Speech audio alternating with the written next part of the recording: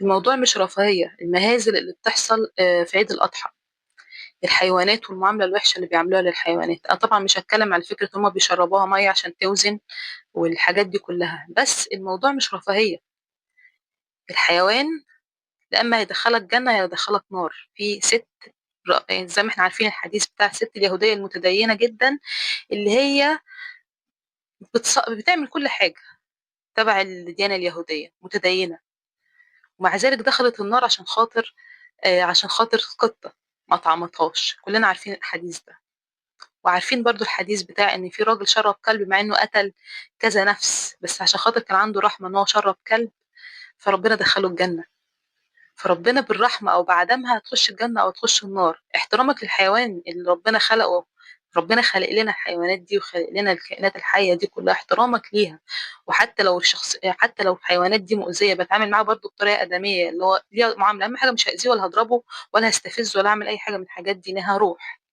فاللي بيحصل في عيد الأضحى ده مهزلة. فكرة برضو إن أنت لما هتيجي تذبح أضحية لازم بتبقى السكينة مش تلمة، السكينة تبقى حادة عشان خاطر ما تعذبش الحيوان ده. كتير جدا بنلاقي السكينة بتبقى تلمة، الحيوان بيقعد يجري، بيقعد يتعذب قبل ما يتذبح. وعلى فكرة ده بيأثر في طعمه. لو احنا اتكلمنا على مصلحتنا احنا بقى، ده بيأثر في طعم الذبيحة.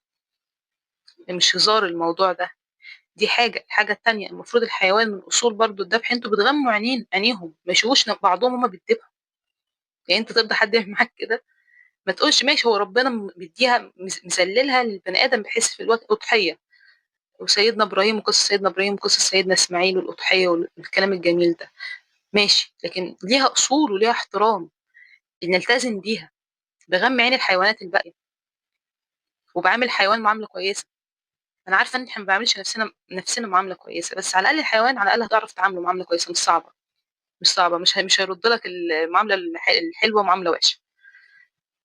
عشان اما لا هتعامله وحش ربنا شايفه. الموضوع مش هزار، لا هيدخلك جنه ولا هيدخلك نار. وحتى المعامله الحلوه على فكره بتاثر في نفسيه الحيوان. اعتبر دي رفاهيه، بس هقول لك على حاجه، ما تاذوش.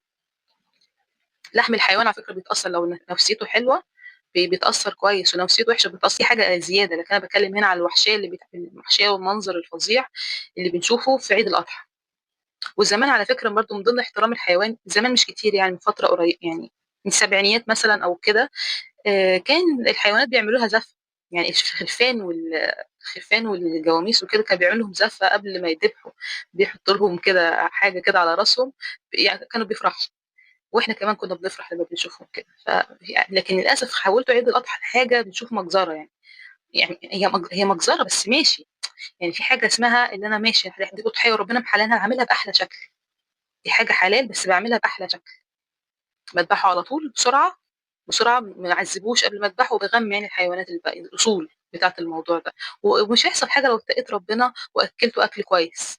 والناس عشان الناس لما تيجي تاكل الحيوان ده بعد كده يدعوا لك، بطنهم ما توجعهمش، او اخدوا لحمه يستفيدوا منها او جسمهم يستفيد منها، فيقولوا الله. فانت كده كون ايه، عملت خير، اللي هو ايه، آه نعمة ربنا اديتها للناس زي ما هي، ما بوظتش فيها، ما بهدلتش فيها. حتى لو كل بيعمل كده يبقى كتر خيرك، ويبقى ده ثواب كبير قوي، بدل ما تقعد تدفع صدقات وتبقى غشاش من ناحيه، عمال تغش ربنا من ناحيه وبتعمل صدقات من ناحيه تانية.